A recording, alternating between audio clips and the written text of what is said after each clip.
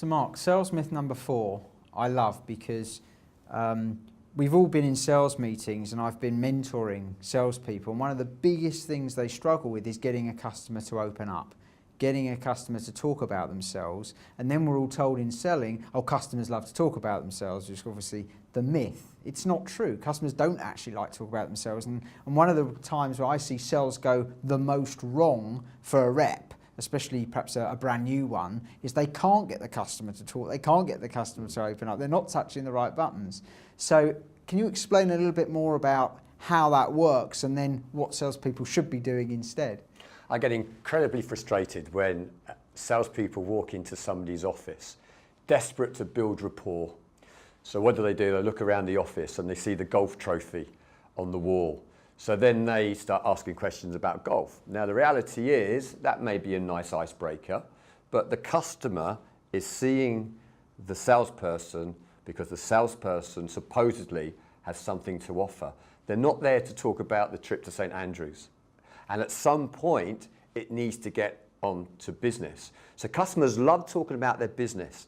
They love talking about the challenges of their business. They love talking about their goals and objectives. They don't like talking about themselves. So therefore, the best way of building rapport is ask questions about the organisation, not asking questions about the customer. And is there a certain way that salespeople should be framing those questions? Because I always find it interesting.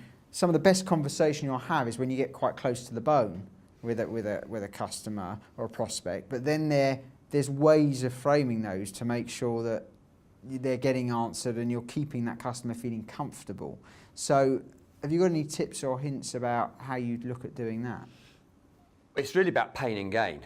So actually the point that you're making there is that if we're starting to identify an opportunity, an objective, it's asking what are the implications if that doesn't happen.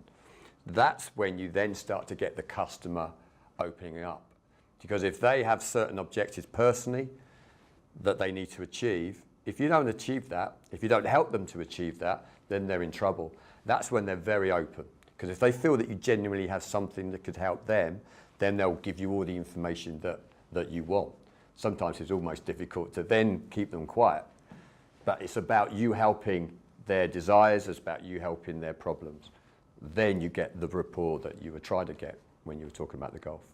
And does that change, do you think, at all when you get into selling to decision maker units or multiple decision makers, and how that manifests itself through a meeting or through a series of meetings? Are there any nuances, any things that you think change at that point? Well, if we're now trying to influence across a broad perspective of the organisation, then we clearly need to understand their goals and objectives even more. Because if you don't understand what the total company are trying to achieve, then actually the fact that you're helping Jim down there in marketing isn't helping the finance guy and it isn't helping the sales director. So having a true understanding of the business's goals and objectives is vital at that point. And what's the best way to do that? Is that simply just asking the question? Do you think you always get a straight answer? Is it wangling your way in to make sure you speak to all the vested interests? What would be your advice to a salesperson who finds themselves having to kind of find their way through this myriad of different people? Well, Grant, how many salespeople do you think read company reports when they go into a sales meeting? Probably few. So therefore, the only understanding they have of that customer is that person that they're talking to. And that's a huge mistake. So if this guy's got credibility, then perfect. If they don't, then the salesperson's probably in trouble. So it's about doing the research, understanding the company objectives, where are they, who are their competitors, what are the key initiatives that they're trying to achieve that year.